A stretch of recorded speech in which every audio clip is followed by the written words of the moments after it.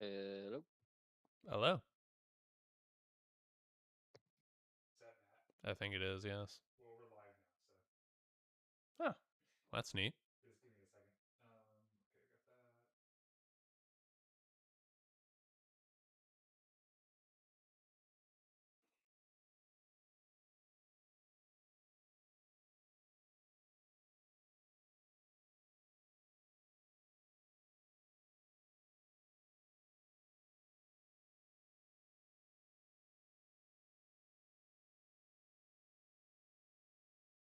This very well could crash and burn.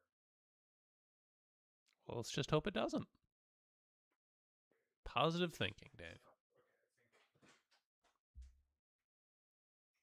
If you just believe that it's not going to crash and burn, then it legally cannot. It'd be great if that's how the law works. Yeah. Matt, are you there?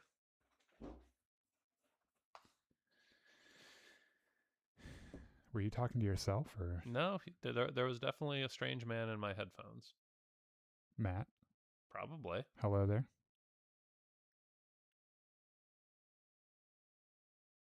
Yeah, no, he's not saying anything. Are you hearing him and I'm not? No. Oh, okay.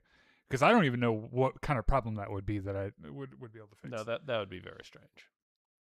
Okay, I think. Oh man, I'm a little nervous about this because we're doing things a little different tonight. You and I are, Chris. Mm-hmm. Hello. Oh, What's up? So, Matt, we are live, but the way that we'll do this in the future is that I'll explain it later. Just go ahead and mute your mic.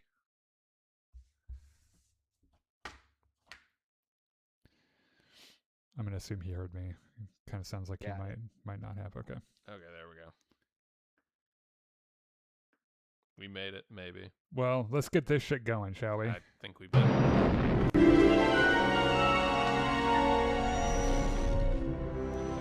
Welcome back to Jedi Enclave. I'm Daniel. I'm Chris. This is another episode of the Jedi Enclave Presents. Now, this is Podcasting Podcast, which is our very own weekly podcast about Star Wars accessories, other sci-fi fantasy properties that we enjoy. What are we talking about today? Do you know? I know. I just want to see if you do. Well, see, there was a shit ton of news. There was, Star Wars- including one thing about Star Wars news. Yeah, about Star Wars fans being little fucking babies about something Kathleen Kennedy said. What a surprise. Yeah. There was a final trailer for The Boys Season 5, Oh, yeah. which we're going to talk about a little bit, with some visual aids today. So this show is going to be a little different. If you're tuning into the podcast and you're a fan of the podcast, we will have a couple of instances where there should be some visual aids going around that you can follow along with. By the way, Angel says, "Wow." Wow. Wow, indeed. And then Killian Cardoza says hi, and then hi again. Well, hello there. Hi twice. And then we have a Star Wars story time today, Ooh, that's which exciting. is Jar Jar Binks #1, Ooh. the one-off Jar Jar Binks comic that honestly was kind of fun to read. Okay. And it's another one of the segments today that we'll have a visual aid for. So if you could, while you're there, go give us a like on Facebook Live, YouTube, Twitch, Discord, TikTok, all the places that we are. You know, that would mean a lot to us. It costs you nothing, frankly, and if you don't do it, Well, then you're just a bad person. morally questionable. All right, let's get going here. Ahsoka Season 2 has a little bit of news. Okay, when I say news, by the way, what I mean is that there's not a lot happening in the world of Star Wars. And so this is what we have for news Yes. until like Mando and Grogu comes out. This is the best we Yeah. can do. So, pretty much, crew members working on Season 2 of the Disney Plus series Ahsoka shared photos of their crew patches during production, which is to say they have little patches they wear on their jackets and stuff that, you know, it's pretty much like, hey, I work on Ahsoka. I work here. Be fucking jealous of Yeah. me, would you? And the patches appear to reference different factions, locations, and story elements tied to the upcoming season. Like stormtroopers. Yes. And well, let's get into this real quick. There are stormtroopers in Star Wars. Yeah, well, Astonishing. Stop the presses. So the images reportedly include visual elements connected to Peridia, which, by the way, is not a huge surprise given what the story is about and where they end up being. The New Republic, which also makes sense since that's around the era that we're in. Mm-hmm. Some Night Sister imagery, Yeah. which probably connect to the Great Mothers who returned with Thrawn, and then some Mortis-related symbolism, which also isn't a huge surprise given how Ahsoka season 1 ended. None of this is a surprise. Yeah. If you watch the first season, you expect all of this stuff to come back. Now, there are some rumblings, if you will, about a potential cameo leak that surfaced in connection with the crew member's social media activity, which is that a crew member reportedly mentioned interacting with Ewan McGregor on set, implying that Obi-Wan Kenobi may appear in the season. This is possible.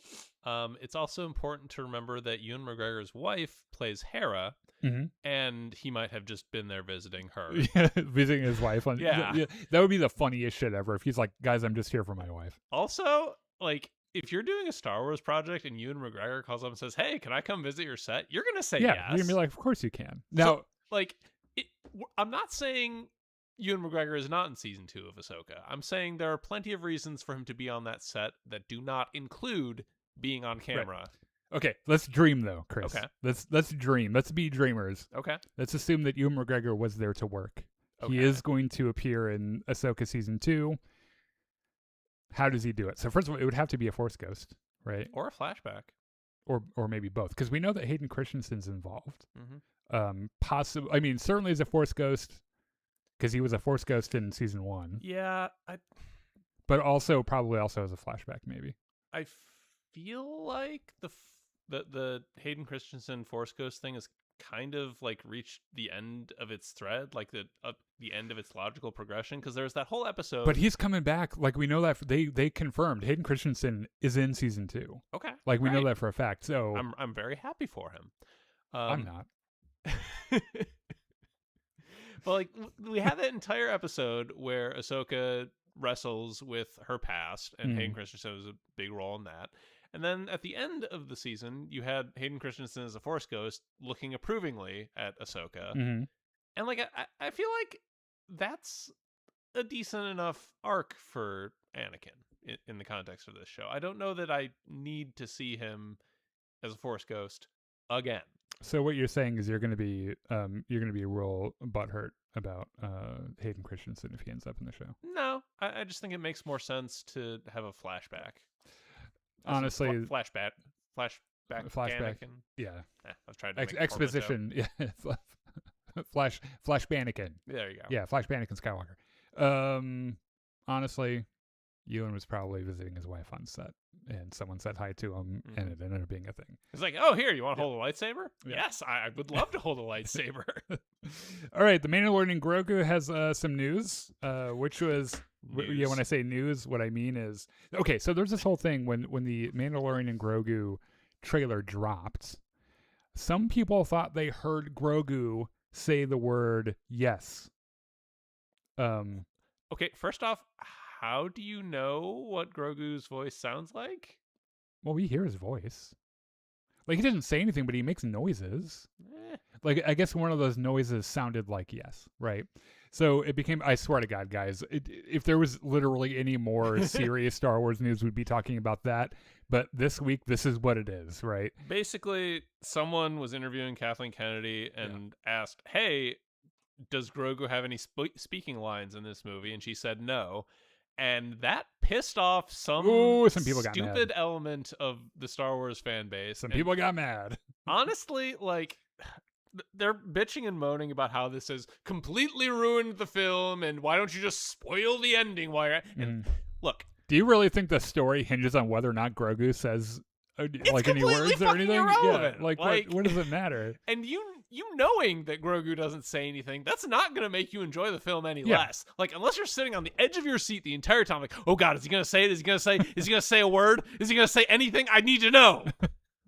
In which case, what the fuck is wrong with you, and then, honestly? Yeah, I don't know. This just kind of goes to show that Star Wars fans will bitch about literally Star Wars anything. fans are the worst. Yeah, they are really the worst. Like, also, there was this whole thing in Mando season 3 with the IG droid with the yes and the no button. Yes. Do you remember that? Where he goes, yes. no, yeah. That could just be it. This begs the question, though. and this is a lore question for super fans that does not need to be answered in Mandalorian and Grogu. However, I am a little curious about at what point does Yoda's species kind of like mature a little bit, because we know at the beginning of Mandalorian season 1 Grogu is 50 years old. Yes. Right. And he clearly understands language. Like, he understands Mando when Yeah. he tells him. Well, yeah, there's that whole scene where he's trying to fix the in season 2 where he's trying to fix the Razor Crest, and he has Grogu in a little crawl space trying to put wires together, and he mostly understands not enough to actually do anything, but it's like he kind of like gets the gist that he's supposed to be doing something. Yeah. I always thought that it would be kind of neat if I were writing Grogu. The way I would probably write this is 50 years old, 1 to 50, he's practically an infant, and then they do all of their like adolescent maturing in 1 year, where after a year, like by the time they get to 52 years old, just they can talk. Yeah, they can talk, and they have higher reasoning and everything, and they're basically like a teenager for the next 50 years or whatever, you know. And then they make the next big jump in whatever developmental milestone they have. Kathleen, if you're watching, I would write for that's what I would write. Kathleen's not in charge anymore. Oh fuck, you're right. Dave Filoni, yes. If you're listening, hire this man. There's a new image for the Mandalorian Grogu, Rhoda the Hutt, who is making his debut, I guess, since Star Wars the Clone Wars is a movie. Yeah, I guess. Which was a really steaming pile of shit. But that being said, we weren't the audience for that movie when it came out. Like, it was for kids, so like that's fine. But Rhoda the Hutt is Jabba the Hutt's son, who Ahsoka called Stinky the entire film. I guess he's stinky. Yeah, so he isn't stinky so much anymore. No, he's big and buff. Yeah. In fact, some people have pointed out, a lot of people apparently who haven't been looking into Star Wars lore very much, who are like, since when did Hutts have abs? And the answer to that question is always. They've always had abs. That's what happens. Like, Jabba is not representative of the entire species. Right. He is representative of that species' age, though. The way the Hutts work is when they're younger, they're leaner, they have muscular, like know, their muscles are more visible. And as they get older and richer and they take over more crime syndicates and everything, they eat more and they get fatter. And it's kind of a status symbol a little bit. Like, the bigger Hutts are kind of the more powerful ones, and the little scrawny muscular ones aren't, right? And that's kind of Rhoda the Hutt right now. It was kind of this is not super relevant to Rhoda the Hutt specifically, but it always kind of confused me how these gigantic slugs, like big fat slugs, got to be in charge of like the Star Wars mafia. And I appreciate that in more recent years the lore answer to that has become, well, you see, they're in charge because they can fucking kill you if you don't do what they say. Right. Wow. What a crazy concept. Yeah. Did you also see there was another image of Rhoda the Hutt? The fake one. Yeah. That one guy on Twitter was like, "Hey, that's fake. Yes. Don't look at it." Yeah. How? So there was there's another image. It looks vaguely like, it looks kind of similar, and he's holding like a couple of like fucking blade things. Yeah. And this wouldn't be a problem. This wouldn't be a huge deal if like Variety hadn't picked it up. And they were like putting it on materials and stuff when they were talking about the film. And Hal Hinkle, who is, I think that's his name, who is one of the animators over at ILM, got on Blue Sky and was like, guys, we didn't make that. That's fake. That's not in the movie. And what's funny is how, this is one of the things that just really drives me crazy about the internet, is that when someone inadvertently posts something that isn't true and you call them on it, what are they most likely to do? Double down. Double down for some fucking reason. And all the people, they're like, well, it looks like it could be, or, well, I do what you know, what fucking difference? It's like, you posted a fake thing. It's okay to be like, guys, sorry. Like, sorry. Fooled you. Yeah, I got fooled. I'm sorry. Here's the real image. But that's not how humanity works now. That's why humanity doesn't have much longer on Earth. That's the way humanity has always worked. What's that Mark Twain quote? A lie can get halfway around the world before the truth gets its boots on. Yeah, that does sound like a Mark Twain kind of thing. Or Samuel Clemens, if you prefer. Yeah. You know, you mentioned Mark Twain, and now the only thing I can think about is it Star Trek The Next Generation, where they do the Mark Twain There's a whole gag. Have you watched Star Trek Lower Decks? I have not. Okay, well, we're gonna have to fix that because it is you would adore that show. I think you've shown me like some random episodes It's here and there. it's so good. And a recurring gag is them going to the holodeck to talk to Mark Twain to like work out their as you do. Yeah, it's really funny. Daniel Ings was talking about Star Wars Starfighter a little bit this week. He spoke about his experience working on the upcoming film Star Wars Starfighter, directed by Sean Levy and starring Ryan Gosling, who is in a movie. Oh yeah, this is the guy who fucking played Baratheon in Night of the Seven Kingdoms, right? Oh my God, is it really? I'm pretty sure. Someone I know who's watching the stream, go and look up who which Baratheon. The horn guy who's totally flirting with Dunk. Oh, Lionel Baratheon Yeah. in Night of the Seven Kingdoms. Yes. Is that his name? Is he in this movie? Daniel Ings.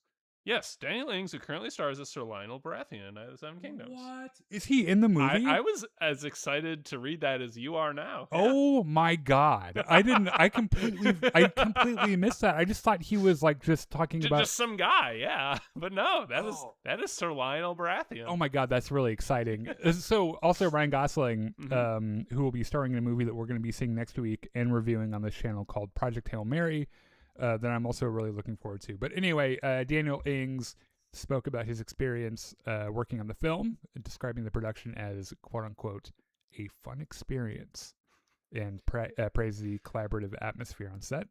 Most importantly, you may remember a couple weeks ago we talked about this enormous scandal about how they changed the ending of Star Wars Starfighter at the very last second, and now it's going to be shit because executive meddling and blah blah blah. I vaguely remember that. Yeah. Anyway, Daniel Ings said, "You guys are all stupid for worrying about that. It's great. Trust me." I wonder if he's got that like Lionel Baratheon energy in real life, because I want to believe. Yeah, that's true. I want to believe that he's the kind of guy that's just like that all the time. Yeah. God, I'd love to hang out with him. Daniel Ings, if you ever watch the show, I will hang out with you. I swear to God. He's talking about working with Sean Levy, and said that Levy created a playful environment on set, and then had a lot of really nice things to say about Ryan Gosling as well. Apparently, they share a lot of scenes, and I wonder if there's as much bi energy between them as there was between Lionel Baratheon and Dunk. Yeah, is that just what Daniel Ings is like in real life? Yeah, wouldn't that be just fucking great? He said that the tone of the film is slightly punk, which I thought was really interesting. Also mentioned seeing practical effects on set, including droids, animatronics, costumes, and large-scale production design. So, when does this movie come out? 2027? Yes. In about a year, I think. Yes. A year and some change. Roughly, I think it said May 2027 or something. May 28th, it looks like. 2027. Okay. Starring Matt Smith, Mia Goth, Aaron Pierre, Amy Adams, Simon Bird, and apparently Daniel Ings. Did not know. Well, would you look at this? Star Wars Fate of the Old Republic has made a new creative hire. Which is completely expected because this game is never coming out, like at least not before humanity reaches our extinction. Yeah, event. it will be done by then. And number two, the trailer that we all saw at the Game Awards existed specifically to recruit people to work on this game that is never going to come out. Yeah. Well, who is it though? It was an art director, right? Yes. Art director Pascal Blanche. Blanchet? Yeah. Blanche? A veteran concept artist and art director known for his work in the video game industry. I don't think I have anything here in my notes that he has worked on that we would know about. I noticed RuneScape, but that's only because I have friends who are huge nerds about it. It makes RuneScape, me laugh. Is that RuneScape is this ancient was MMO that really big from like 2002? Yeah, I was about to say, was that really big when we were in high school? Yes. No, I had a friend. I had a next door neighbor. His name was also Daniel. Who never came out of his house because he was always playing that game. Yes. He was always in front of his computer. The game is somehow still running and still looks approximately the way it did back in 2002 or 2003. Well, I'm sure that's a lot of fun. Yeah. I'm just saying, maybe I would. Like, if I was an artist, I would maybe consider carefully before putting that on my resume, just because it's so low fidelity. You worked on RuneScape? Why does it still look like that? I mean, I'm sure it's for technical reasons more and than for the nostalgia probably as well. Yeah, and also because the engine just maybe can't support more than 8 polygons on screen at a time. Yeah, I don't know. Who knows? So yeah, they hired a new director. Let's take a quick minute to read some of these chats. Bone Doctor says, "Yo yo, skibbity riz." None of those words are in the Bible. Get the fuck out of here, Chris. That was really funny. Killian says, "How's your day?" That's fine. That's fine. Yeah. Ian, that's not what it says. I know it's Ian because he's from our Discord. Says, "Hello there." Hello there. And then Graham says, "Whoa, wife on set, crazy." Or Charles Darwin, I have no idea what that one means. Wonder if they were trying to coerce us to actually like it, and then we will expire. LOL. That's where humanity's headed, guys. It's a theory that I have. Humanity only has roughly 175 to 200 years left. I mean, it could be a lot less, given that our dumbass president has started World War III by bombing Iran. Yes, it could be a lot less. Will certainly not be more than that. So, and if the wars don't get us, certainly global climate change will. Or COVID-22 or whatever. Yeah, or whatever it is. Super antibiotic resistant fuck you virus or whatever. Basically, our days are numbered, so get your laughs in. Yeah, enjoy Star Wars while you can. Stop spending so much time on Star Wars Theory and Doomcock and Mike Zero, and just enjoy the shit you like, because humanity doesn't have a lot longer. Unless we all get on a spaceship and fly away from here. In which case, I hope Elon Musk has nothing to do with it. In that case, we can die in space instead of dying on Earth. Which would maybe be a slight improvement. It would be kind of neat. Yeah. You could say that you died in space, but honestly, who would you say that to? You know what I mean? The aliens that we meet. You know, one thing that I really, really hope happens before either I die or the human race expires. Mm-hmm. I hope that we find in my lifetime irrefutable proof that we are not alone in the galaxy. That'd be nice. I think that one thing, it would mean the world to me to know that for sure. Because I already believe it, and I think that it's almost statistically impossible that we're not alone, or that we are alone in the universe. And it would, think about the effect it would have on humanity to just get that radio signal one day and realize that we share this universe with another race, another species. That'd be nice. I think it would be one of the most, just to know that you're not alone, that humanity isn't alone, would be one of the most, inspiring things. And it would almost certainly immediately, or at least it should, destroy religion. Nope, would not. I know it wouldn't. The opposite effect. Yeah, I know that it wouldn't. Because, they'd be like, oh, Jesus talked to them too. No, they would just double down and say, "Well, I ain't seen no aliens." Right. That's not real. It's a deep state hoax. Yep. But to me personally, it would just lies sent by the devil to test us. Yeah, like evolution. Yep. There'd be one of those things where to read that on the front page of the New York Times, humanity not alone, I'd be like, thank God. Well, remember, we've been broadcasting radio signals for over 100 years at this point, so it could happen any day. Yeah, and also consider that an alien race that existed 1 million years ago could have shot signals out into space, and it wouldn't be getting to us until 1 million years later, because of how far away everything is. Space is really big. So, Kathleen Kennedy spoke a little bit about Dave Filoni's promotion. Oh, yeah. Basically, she was like, look, this did not happen overnight. Right. I didn't, everyone knew I was going to retire. I didn't reach into a hat one day and just pull out some names and say, they're in charge. I'm out of here. Yeah. See ya, bitches. Yeah. I'm going to go retire with my wife, Brie Larson.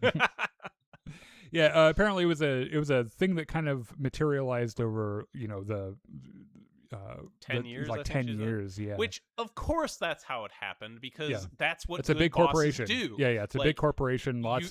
You train and educate your underlings so that one day when you're 70 years old and don't want to do this shit anymore, you can just say goodbye and they can take your place. And they know enough to not completely crash the bus off the road. Yeah, you also expect that in a corporation, because that's the kind of thing that loses money. Yes. And investors. And if there's one thing Disney is really, really good at, it's not losing money. Yeah. And investors like to see, continuity of leadership and everything. So I just thought it was kind of interesting. I think it's funny that she's still kind of talking about Star Wars, even though she's kind of stepping away from it. All right. Let's talk a little bit about this is going to be a proof of concept for our Star Wars story time. Did you want to talk about the boys for like? That's what we're about to do. Oh, yeah. Okay. So if you just hold the fuck on. I'm sorry. For 1 second. I thought you had forgotten something you said at the very beginning of the show. I should remember that you never forget. Oh yeah, look at that. Hold on, I need to test this. It works. Oh my god. Okay. So, okay. And you can see this pretty well Yeah. too, right? No, I will also show you how ridiculous this is if you're watching a vertical. Which you shouldn't. Yeah. Like, just turn the fucking phone sideways. Yeah. You'll be fine. So we're gonna run through a few of these images. And that's the back of Homelander's head. Yeah, and as we're kind of going through these, where at the end of season 4, Homelander more or less gets his chokehold on the American zeitgeist, I guess. And yeah, is setting up his secret police and and concentration camps and all that. It does look like there are fewer and fewer people kind of in place to oppose him, which I think is what this season will kind of do a lot of. I guess like the only people left are the boys. Also, look at this crazy bitch. It's her, and then I think the next frame is the look of a man who's getting some titty milk soon. Yeah. Oh man, look at how happy he is. By the way, the actor that plays Homelander is fucking great. He's so good at what he does, and that character is so fucking creepy. Yeah.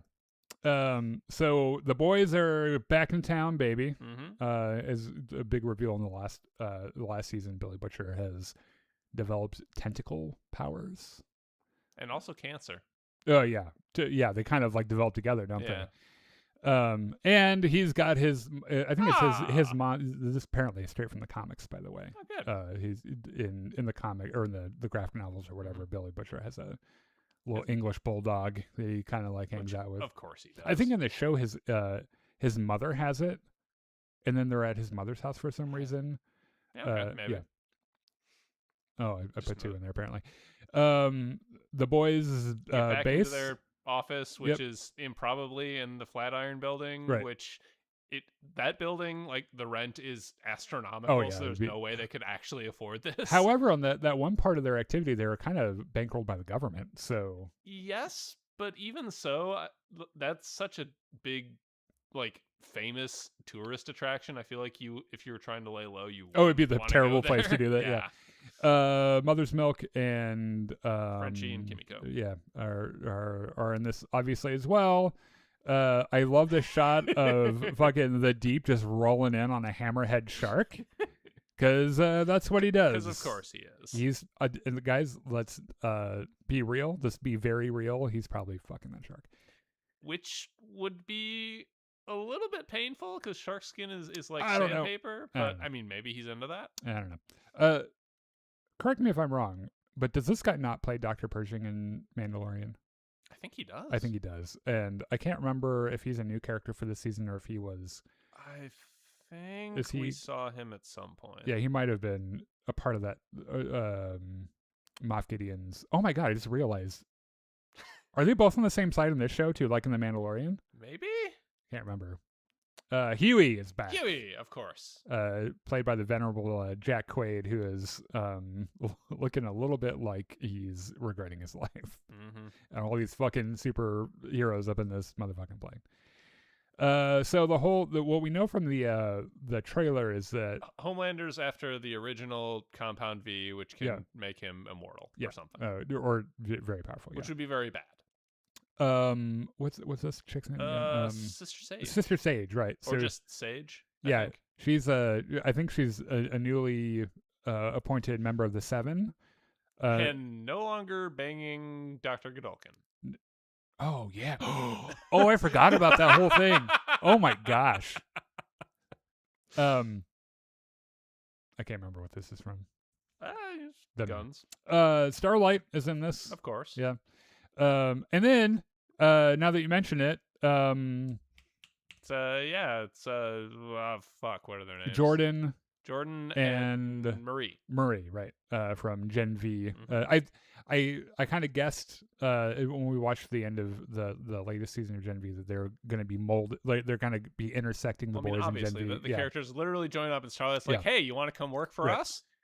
You're So out of college. Do you need a job?" I wonder if they're still hemming and hawing about their relationship, or if they've realized that there are things way bigger than them that they need to focus on. Or that they're just not really that. I don't know. Yeah, I have no idea who the fuck this guy is or what he's doing. Is that Frenchie? I think it is. I mean, the holding a vial in one The hand. middle finger and- kind of gives it away a little bit. Yeah. Yeah. Um. Some sort of bad thing. Okay. Every time I see this woman, I get the heebie fucking jibbies. She is also a very good actor. Yeah, I know. Who plays an extremely creepy character. Oh man. Sister Sage again. So like she's got this whole thing. I think she's pretty much using Homelander to. I think I have this theory. She's using Homelander to kind of like do her own thing, like her own like, world but domination also at this point, like she has to play a little bit of damage control and just like I'm trying to steer Homelander in the direction that will keep me alive the longest. But also I need Thomas, and right, there's that whole Godolkin thing where she was like trying to be a part of that and everything. Black Noir, Black Noir number 3 or whatever the fuck he is. He's number 2, I think, right? Or Maybe. is it the third one? I don't know. We know he talks, but I he mean, doesn't. It's the second in the show, Yeah. but I think in the history there might be more. Billy Butcher looking ready to fight somebody. Mm-hmm. And with tentacles. Ah! Wah! Tentacles! Ah! This is a surprising part of the trailer. Mhm. Apparently, Soldier Boy ain't dead. yeah, which I think we kind of guessed, but I think it's a little weird that Homelander's just kind of keeping him on ice in his bedroom. I mean, Homelander does. If anyone would do this, it's Homelander. Yeah. Now I'll tell you. This look. This is the look of a man who wonders if their son fucked him while he's frozen, in which You he say asked that in the trailer. yes. Because he says that. It's in the funny trailer. how fucking Soldier Boy, all the problems he has, like that's his like first big concern when he wakes up. Is like, oh, was there gay stuff that happened? Yeah, there it is. Is my butt sore? Or is that my imagination? And, like, yeah, no, dude, what the come on. fuck are you talking about? We got bigger things to worry about. Yeah, but also not against it. Follow me to freedom camps. Freedom camps. Now, as you know, The Boys has always been a little heavy-handed and ham-fisted with its political commentary. A little? And I think this is one of those examples. Mm-hmm. Basically, it's Alligator Alcatraz. Yeah. One of these dudes is trying to hold Billy up, and then he throws. Oh no, it's Soldier Boy, right, yeah. right. And then Billy is like, "Fuck you, cunt," and then throws a car at him. That is pretty much exactly what he says. Yeah. Yes. So is this Fort Harmony Medical Department? So this isn't the school then, right? I don't think so. That was like in Gen V, like where Murray grew up and everything. I don't think so.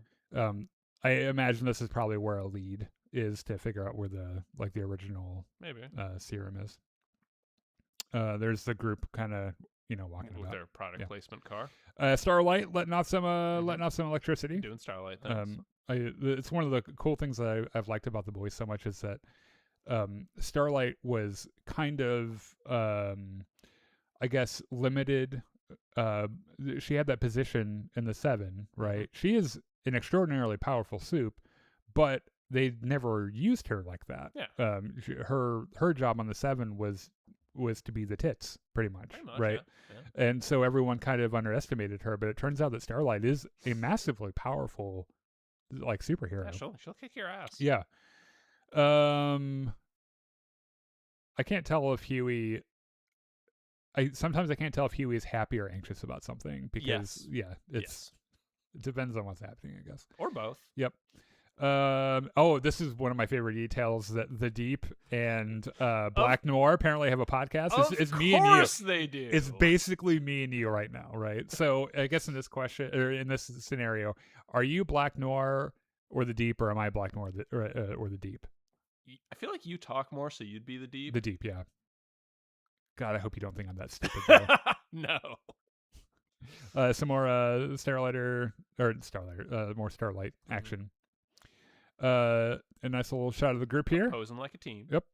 Oh, by the way, if there are any big details I'm missing from this trailer, let me know. Fucking Stan Edgar Yes. is back, played by Giancarlo Esposito. Yeah, sorry, Giancarlo Giuseppe Alessandro Esposito, which is the legal pronunciation of his name.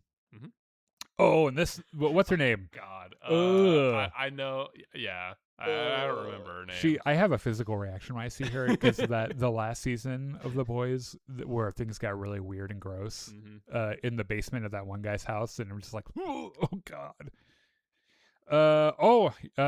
This is a wild card, I think, for The Boys season 5, which is Ryan, Homelander's son. Ooh, yes. Developing his powers, but God. us not necessarily knowing which side he's going to end up on because he's still young and impressionable.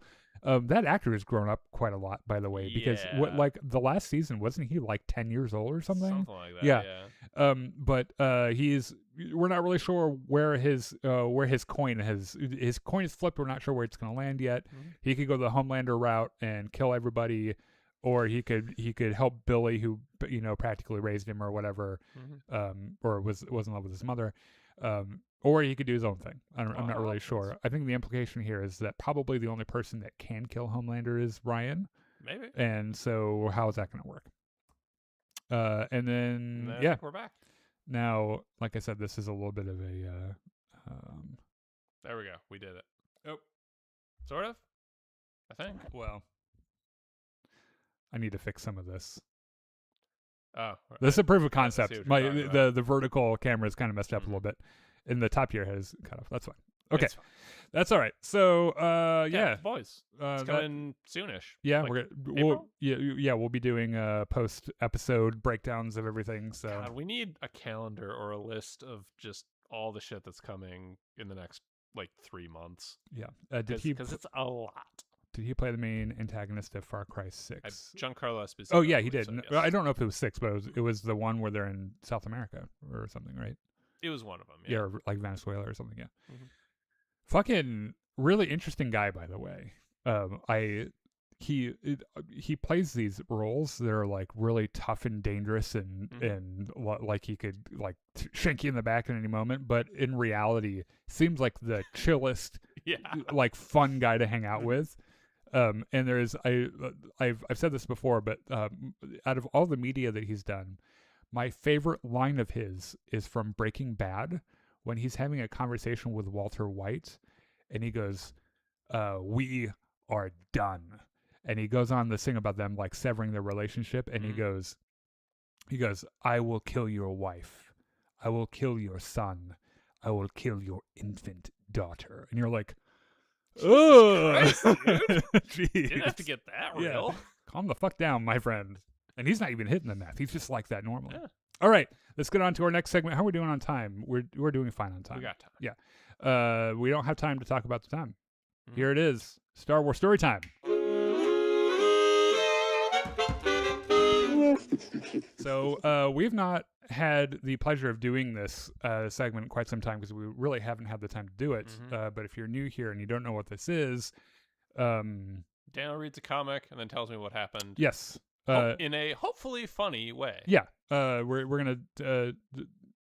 there are a lot of little niches of Star Wars lore that a lot of people don't know about. It's comics and the books and all that other shit. And Jar Jar Binks. And Jar Jar Binks, yeah. So we're going to talk about today the comic Jar Jar number 1 from 2026, just came out a couple weeks ago, written by Ahmed Best. Oh. And Mark Guggenheim. You'll see some images, by the way, that are from our friend at Star Wars Comics Story, which you should go check out his stuff because he has a YouTube channel, and he uploads all of these comics for free, and you can watch them. And after years and years of him doing this, I'm not sure how he hasn't been shut down. Yeah, that seems like something Disney would send their legal ninjas at if they knew it existed. I did think it was kind of cool that Ahmed Best was involved in like in the writing of this. He's got a co-writing credit. The Ahmed Best redemption tour continues. Yes, and this story is a bit of the Jar Jar redemption tour as well, in a way. So anyway, you go and check Star Wars Comics Story out while you're there, and then let us know in the comments if you've read this particular issue.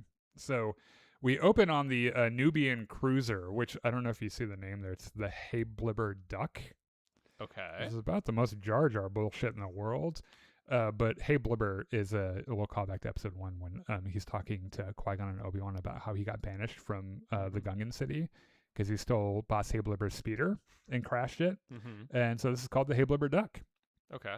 So in the cockpit are a couple of familiar faces. We have, of course, Senator Jar Jar Binks. This takes place in between Star Wars Episode 2 and Star Wars Episode 3. Okay.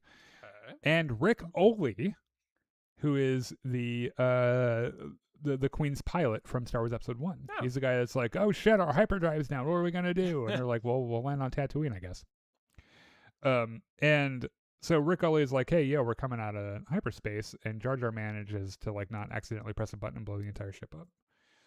Which, good for him. Which is like the first time he's done that in his life. Right. They arrive on Corinth City, which is, as you can see, maxi big. Very big city. Yeah. It's large. Yeah. So they got the ship. Jar Jar's like, okay, here's the deal. I need to meet our contact. You should stay here with the ship. And Rick Oley is like, you are a bumbling fucking moron. You should let me come with you. So that you don't trip over your own 2 feet and blow the entire planet up. Like, somehow. I was there on Tatooine when you tried to steal a fucking frog from a vendor and almost got the shit beat out of you by a dog. Like, there's no reason you should be on this planet alone by yourself. Technically, he wasn't there, but he heard about it. Yeah. Qui-Gon probably pulled him aside out. He's like, the fucking Gungan, dude. I had to grab his fucking tongue out of the air. Yep.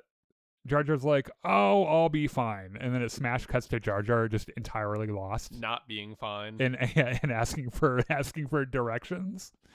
So Jar Jar is approached by a dude with, for some reason, and strangely in this order, abs, pointy ears, a top knot, and he's missing an eye. He also has blue and pink skin. Yeah, he's got a lot of shit happening. Okay. Yeah. There's a lot going on there. Yeah, and he's like, hey, I know this city like the underside of my shrenga. And Jar Jar's like, what the fuck's a shrenga? What is that? He's like, it's my dick. I know, like the underside of my dick. So Jar Jar tells him, he's like, hey, it's kind of weird that you compared this city to your dick, but also this is where I'm trying to go. Can you help me? Yeah, he's looking for this ambassador guy, and the guy tells him, hey, you're looking for the consular office. I'll take you there for free. I don't want to ask for anything in return. I'll do it out of the kindness of my own heart.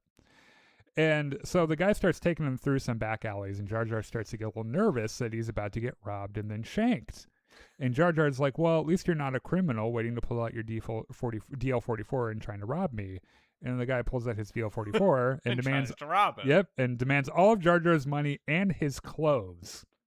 Come on, man. And Jar Jar's like, hey, man, I'm a fucking senator. And he's like, yeah, no shit. Why do you think I'm doing this? Like, first of all, you are so obviously a senator with your fancy fucking robes, and you just like, bumbling around asking for, directions. And his plan is to ransom Jar Jar and have the Senate pay to get him back, right? Little does he know, nobody likes right. Jar Yeah, Jar at yeah. this It's point. like So it's like exactly. If you want to shoot him, honestly, that's fine. Yeah, like, it's you're doing us a favor. You bring up a good point. It's like you obviously don't know who the fuck Jar Jar is because no one is paying for this motherfucker to come back, right? I mean, especially after Amidala might be like, you know what? I'll give you like 5 credits for him. Yeah. This is also, by the way, after he voted emergency powers to the chancellor. Oh fuck, that's right. Yeah. So there are a lot of people that aren't too happy with him. Mm-hmm. So suddenly the dude who's trying to rob him gets really scared and begs someone out of frame not to hurt him. And Jar Jar's like, the fuck? And then he's like, yeah, you know what? Yeah, you better fucking run. Yeah, you better run. And he starts to think, he's starting to think, he's like, no, maybe Jar Jar is kind of an asshole. I don't know why Jar Jar is replying to himself in the third person, but he's like, maybe Jar Jar is kind of an asshole. Maybe the Darth Jar Jar people were right. Yeah. So he turns around to discover a hooded Jedi. What? And Jar Jar's like, Oh, yeah, I guess that makes a lot more sense. Why that guy ran away. And the Jedi's like, yeah, maybe you shouldn't prance around telling everyone you're a fucking senator. And follow them into strange, poorly lit alleys. Yep. Also, by the way, I'm Kelleran Yeah, Beck. pulls his hood back to reveal that he is Kelleran Beck. A little bit of, I am you, you are me. yes, don't worry about how any of this works. I also wrote this fucking comic. Mm-hmm. So he pulls his hood back. He's like, I'm a Jedi Master. And then Jar Jar's like, Mace Windu? And he's like, That's racist. That's racist. There are 3 black Jedi. Thank you very much. Now, one of them was 100 years before this, and the other one I think dies and he's in episode 2 with the Geonosis arena scene. There's like one other black dude as a Jedi. A lot of Jedi die there. Right. So Jar Jar's like, well, thanks for saving me. And Kelleran's like, well, it turns out I'm the reason that you were called here to this planet. And Jar Jar's like, well, what about Ambassador whoever, like who I'm here to meet? And he's like, there is no ambassador whoever. Like, I just needed to get you here. There's something you need to see. So they get on a speeder bike and they go to a quarry where workers are practically enslaved. Huh. And this is possible because of the emergency powers given to Senator Palpatine by Jar Jar. Binks. Yeah. So good fucking job, Senator Jar Jar. And he's like, this is what your emergency powers act has wrought. And he's like, oh no. Who could have possibly foreseen this? Oh no. So Jar Jar's like, well, they should find out whoever gave him emergency powers and throw him off a fucking cliff. And Kelleran's like, yeah. Probably. They probably should. Yeah. But, don't give yourself too hard a time. It is Palpatine's fault. Mm-hmm. But at least I mean, you may have handed him unlimited power to do terrible things, but he's the one who actually did those terrible things. Yes, right. So really, so if it's a little bit of a load off your mind, and Jar Jar's like, it really isn't. No. Yeah. So he's like, look, they're mining a lot of coaxium here, like tons of it, and Jar Jar's like, why so much? And Kelleran's like, well, I mean, why else to fuel the fucking war machine? Mm-hmm. So Jar Jar points out that these people are going to be worked to death. And Kelleran tells him that all of the overmining that they're doing on this planet has made the planet unstable, and the core is about to melt down.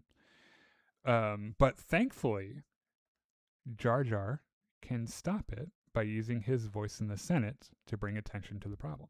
Yes.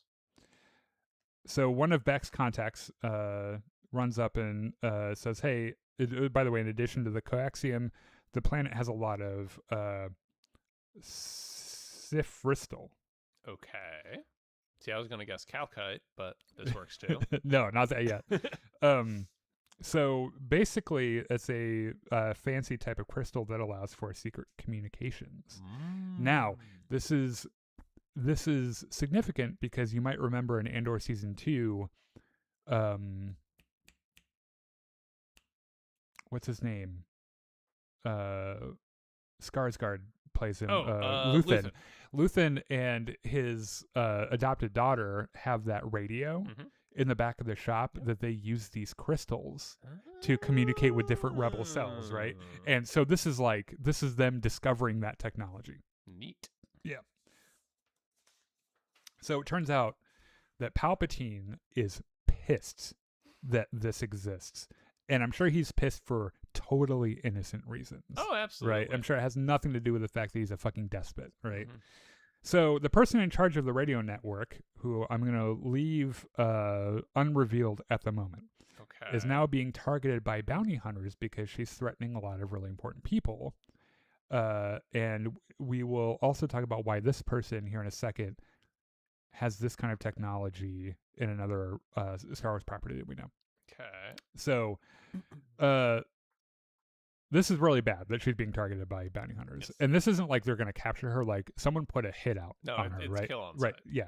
So Jar Jar and Kelleran are going to take her somewhere safe. They're going to go to Coruscant first and then to an outer rim world where she can kind of continue. Because surely no bounty hunter would dare strike at someone under a senator's protection on Coruscant. In fact, they wouldn't even wait for Coruscant because they are suddenly attacked by Aura Singh. Oh!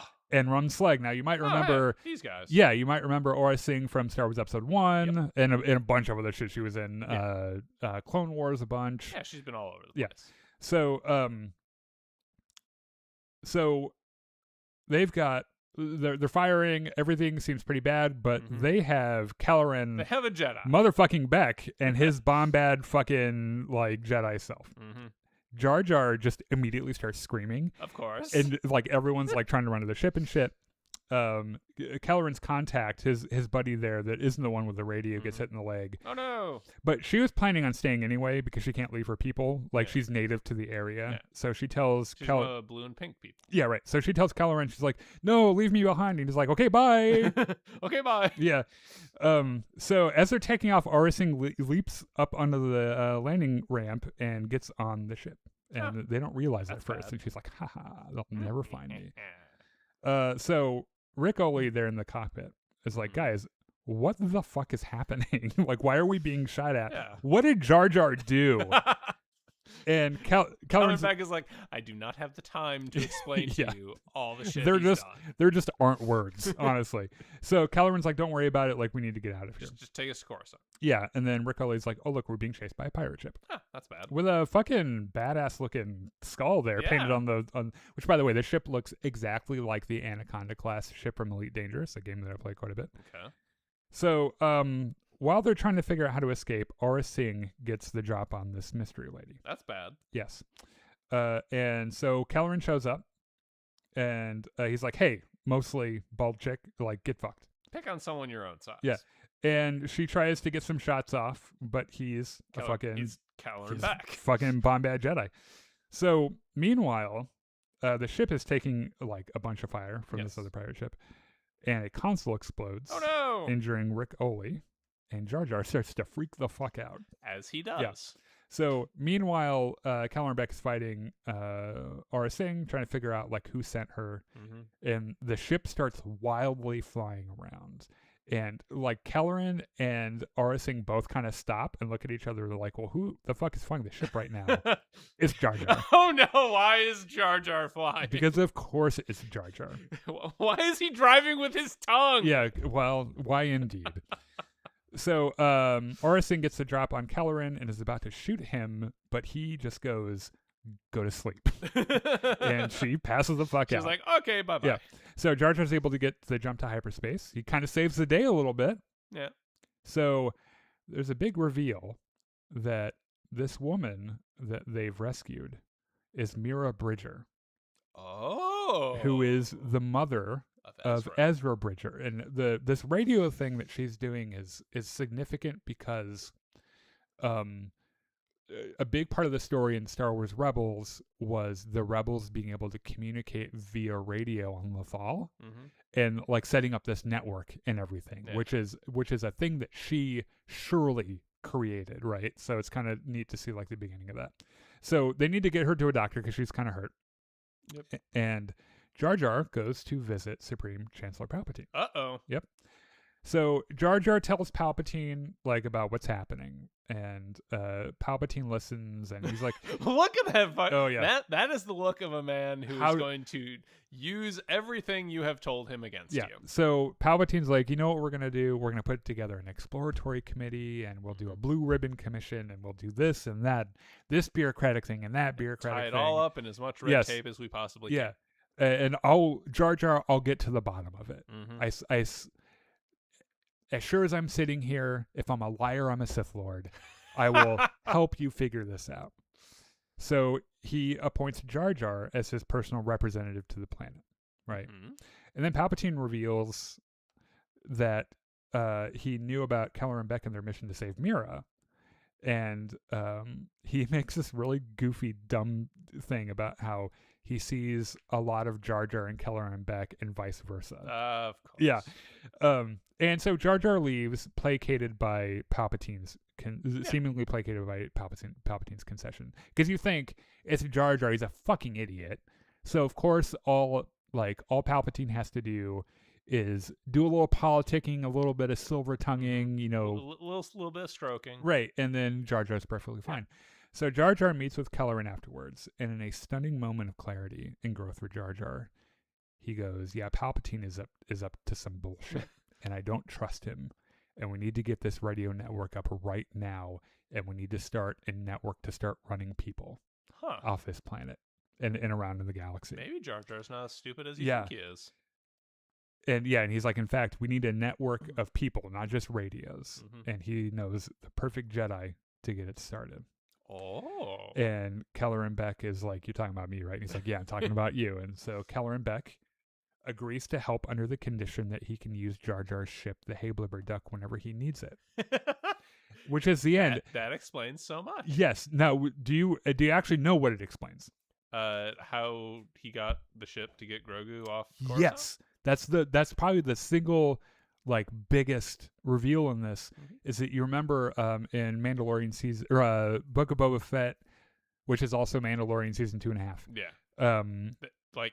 Kelleran Beck just flies onto this random fucking Naboo ship. You're like, how the fuck does he have that? Right. Now, I think we all kind of guessed it was Jar Jar's in the first place because there are a bunch of royal guards. It would make sense that it was Amidala's because she was off doing other shit at that time. Right. And so I think we all kind of guessed it was Senator Binks' ship, but now confirmed 100%.